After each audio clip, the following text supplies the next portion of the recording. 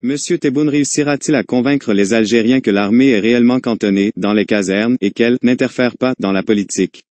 Pourra-t-il battre en brèche l'idée selon laquelle le président n'est qu'une façade civile et que le pouvoir réel est entre les mains des militaires? Abdelmadjid Tebboune a présidé une réunion de travail au siège du ministère de la Défense nationale.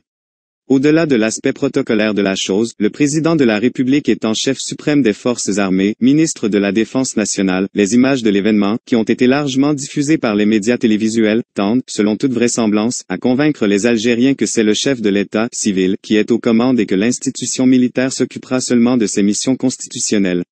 Le président de la République, Abdelmadjid Tebboune, chef suprême des forces armées, ministre de la Défense nationale, pour reprendre le vocable officiel, a présidé, avant-hier, une réunion de travail dans son bureau du ministère de la Défense nationale, MDN, comme il a effectué une visite sur les lieux, durant laquelle des exposés lui ont été présentés par 2 officiers supérieurs de l'ANP. Les images diffusées par la télévision nationale et l'agence officielle, APS, ont été largement partagées sur les réseaux sociaux. Bien évidemment, comme en politique, rien n'est le fait du hasard. Les plus hautes autorités du pays ont vraisemblablement voulu faire passer un message, et pas des moindres. Et celui-ci est sans conteste lié à la place et au rôle de l'armée dans la gestion des affaires du pays.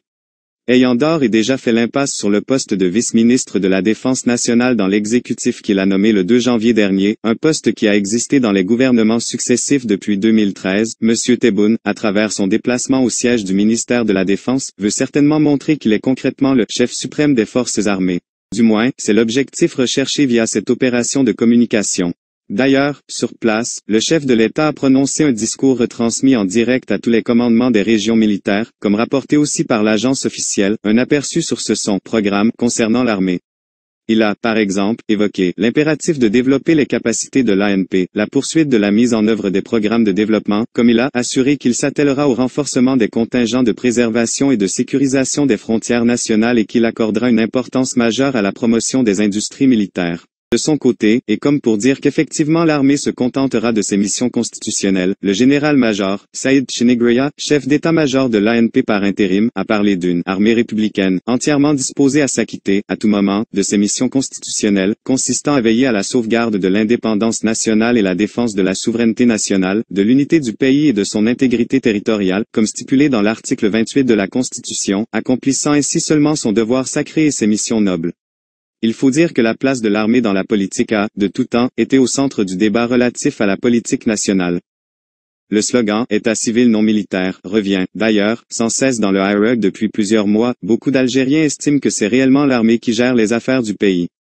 Ce qui a été ressenti plus fortement encore depuis la démission du désormais ex-président, Abdelaziz Bouteflika, avec la mise en avant de l'institution militaire, via son ex-chef d'état-major, Ahmed Gaïd Salah, décédé le 23 décembre. C'est ce dernier, rappelons-le, à titre d'exemple, qui avait suggéré la date de la convocation du corps électoral pour l'élection présidentielle du 12 décembre. L'omniprésence du chef d'état-major au devant de la scène, alors qu'il y avait un chef de l'État, Abdelkader Ben Salah, a été perçu comme une intrusion de l'armée dans la politique. En supprimant le poste de vice-ministre de la Défense nationale et en présidant une réunion au sein du MDN, le président de la République veut certainement balayer ces accusations ou appréhensions, c'est selon, et rétablir de ce fait l'ordre des choses. Monsieur Tebboune réussira-t-il à convaincre les Algériens que l'armée est réellement cantonnée dans les casernes et qu'elle n'interfère pas dans la politique? Pourra-t-il battre en brèche l'idée selon laquelle le président n'est qu'une façade civile et que le pouvoir réel est entre les mains des militaires?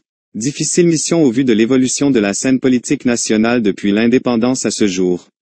Les Algériens vont certainement scruter la moindre décision ou déclaration allant dans ce sens, à commencer par le contenu du rapport concernant l'amendement constitutionnel censé, entre autres, consacrer la séparation des pouvoirs. À partir de là, toutes les lectures seront possibles.